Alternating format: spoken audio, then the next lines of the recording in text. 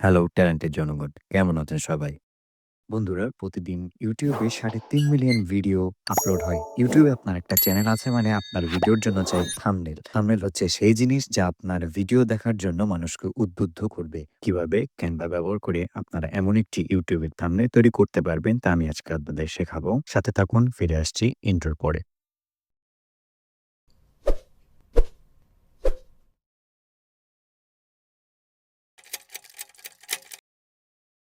তো চলে এলাম ক্যানভার ইন্টারফেসে। এখানে আমি টাইপ করব create a design. Create a ডিজাইনে গিয়ে আমি সেখানে টাইপ করব YouTube থাম্বনেল।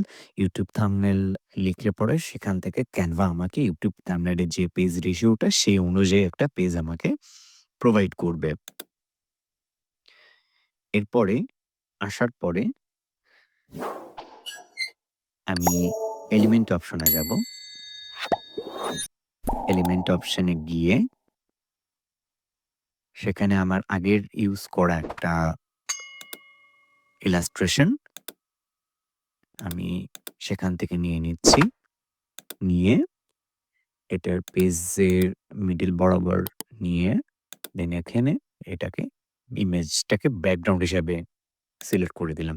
এরপর আমি এখানে সার্চ করব কেভ ইলাস্ট্রেশন। ক্যানভায় এখানে সার্চ করলে আপনি অনেকগুলো ইলাস্ট্রেশন পেয়ে যাবেন। ওদের বিল্ট ইন কিছু ইলাস্ট্রেশন আছে। অনেক প্রিলোডেড ইলাস্ট্রেশন ওদের রেডি করা আছে। তো এখান থেকে আপনি যেকোনো একটা ইলাস্ট্রেশন নিয়ে নিবেন। আমি এর আগে একটা ইউজ করেছি। আমি সেখান থেকেই একটি নিবো। কারণ আমার এইগুলো দেখে খুব একটা বেশি পছন্দ হচ্ছে না। যেগুলা আ এবং এখন আপনারা জিজ্ঞাসা করতে পারেন যে আপনি কেন এই টাইপের ডিজাইন নিলেন? তো আমি চাচ্ছিলাম যে যেহেতু আমি লেখাগুলো দিয়ে হচ্ছে উম মনোযোগ আকর্ষণ করব। তো সেক্ষেত্রে আমি হচ্ছে একটা ডার্ক ব্যাকগ্রাউন্ড নিচ্ছি এবং লেখাগুলো আমি লাইট কালার করব। তো পেয়ে গেছি আমি হচ্ছে কেভের আরো একটা ইলাস্ট্রেশন। এরপরে আমি আবার এলিমেন্টে গিয়ে টাইপ করব শ্যাডো। Sorry shade. তো এইখানে আমি এখান থেকে যেকোনো একটি শেড নিবো। এই আঙ্গিকে খুব সুন্দর দেখে একটা ইয়েলো কালার আমি শেড নিয়ে নিচ্ছি এবং সেটিকে পেজের একদম বটম লাইনে সেট করে নিচ্ছি। এরপরে আমি আবার চলে যাবো সার্চ অপশনে। এখান থেকে আমি টাইপ করব স্প্লিট স্ক্রিন।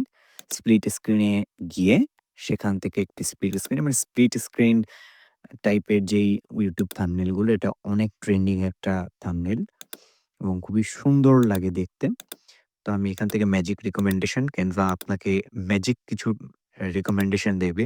অর্থাৎ ও ওর ওর যে এআই সিস্টেমটা আছে সেই এআই সিস্টেম অনুযায়ী আপনাকে সুন্দর আপনার ডিজাইন সুন্দর করার জন্যে যত ভালো ধরনের এলিমেন্ট আপনি ইউজ করতে পারেন সেটা একটা সাজেশন দিয়ে দিবে। তো এরপরে আমি চলে যাবো আমার আপলোড অপশনে। আপলোড অপশন থেকে এখানে আমার নিজের একটা মেমোজি তৈরি করা ছিল।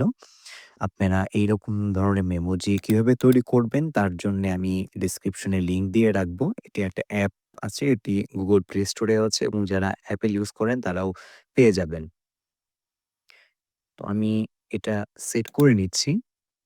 সেট করে নেওয়ার পরে সামান্য একটু পজিশনটাকে সেন্টারাইজ করব এবং আমি এখান থেকে হাইট এবং যে আ ওয়াইডটা আছে এটা ঠিক করে দেখে নিলাম। দেখার পরে এরপরে আমি যাবো এডিট অপশনে।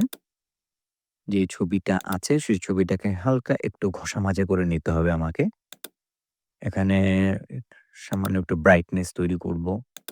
তো Canva কি এবং Canva কাদের জন্য এটা সম্বন্ধে যদি আপনারা জানতে চান তাহলে এ নিয়ে আমার ভিডিও আছে।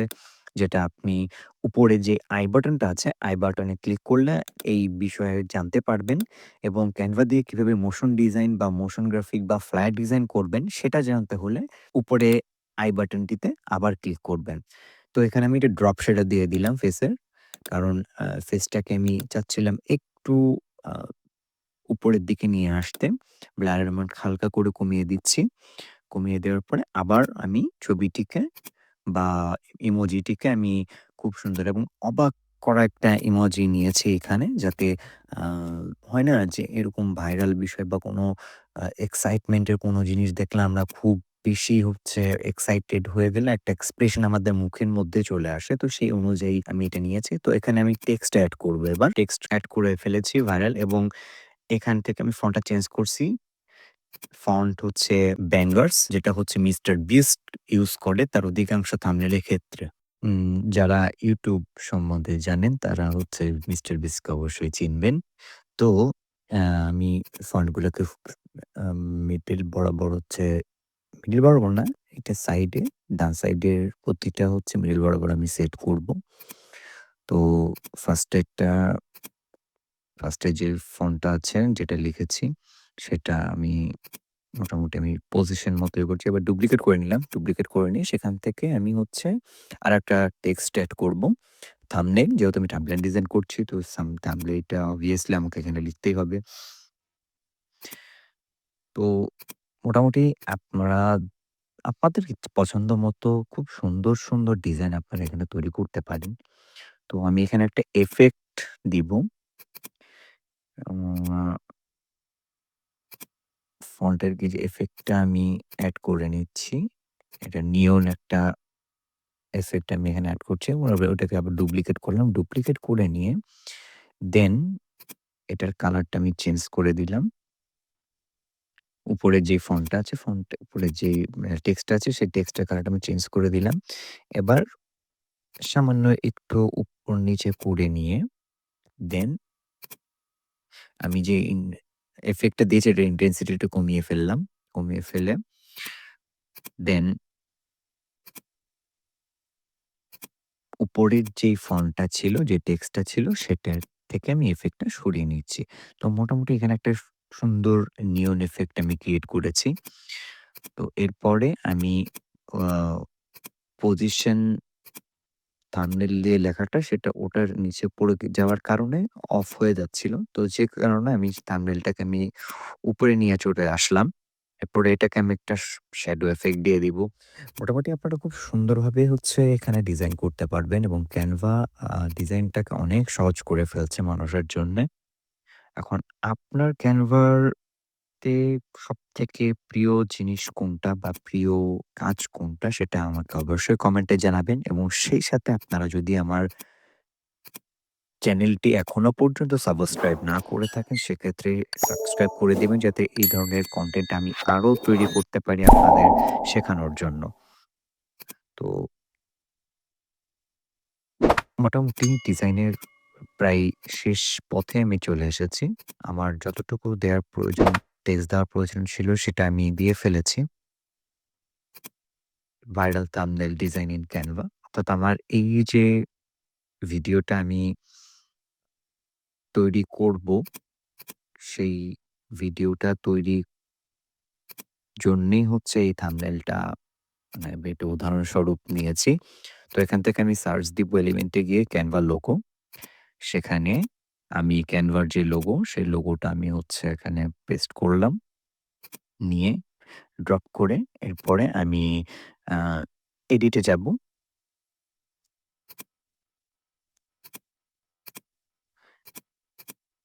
এডিটে গিয়ে সেখানে কিছু একটা মানে মিসিং লাগছে। তো এখানে আমি একটা আউটলাইন ক্রিয়েট করব। আউটলাইনটার সাদা কালারের একটা আউটলাইন দিব। সামান্য একটু আউটলাইন দিয়ে রাখবো। এরপরে আমি ফন্ট এবং এই লোগো এই ৩ টে মিলিয়ে পজিশনটাকে মিডল অ্যালাইন বা সেন্টার অ্যালাইন করে ফেলবো।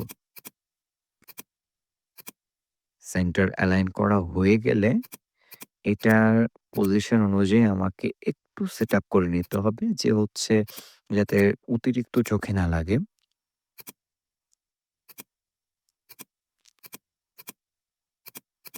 মোটামুটি আমার ডিজাইন করা শেষ। তো এখন এই পজিশন গুলো সেটআপ করতে একটু যা সময় লাগে কারণ ফিনিশিং টাচ দিতে যাতে ডিজাইনটা খুব সুন্দর হয়, এটা সবাই চায়। যারা ডিজাইন করেন তারা সবাই এটা বলতে পারবেন যে ডিজাইনটা যাতে সুন্দর হয়। তো আমি এটা গ্রুপ করে ফেললাম। গ্রুপ করে পড়ার পর এটা একটু ট্রান্সফর্ম করে বড় করে নিলাম। এরপরে আমি এখানে সার্চ দিব আ YouTube লোগো। তো YouTube লোগোর আমি এখান থেকে একটা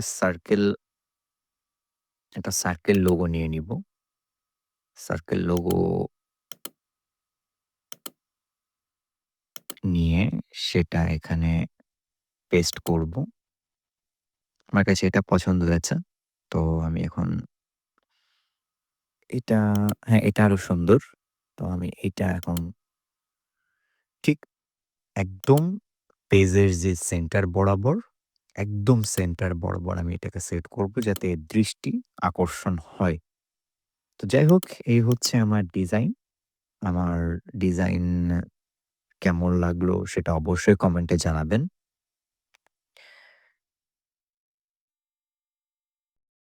ভিডিওটি ধৈর্য সহকারে দেখার জন্য ধন্যবাদ। এই ধরনের আরও ভিডিও দেখতে আর্ট স্টেশন অফ সৈকতের সাথে থাকুন। ভিডিওটি ভালো লাগলে লাইক, কমেন্ট, শেয়ার এবং সাবস্ক্রাইব করতে ভুলবেন না। আপনারা চাইলে আমার সোশ্যাল হ্যান্ডেলগুলোতে ফলো দিয়ে রাখতে পারেন। সেই সাথে এই চ্যানেলের বাকি ভিডিওগুলো দেখতে এখানে ক্লিক করুন।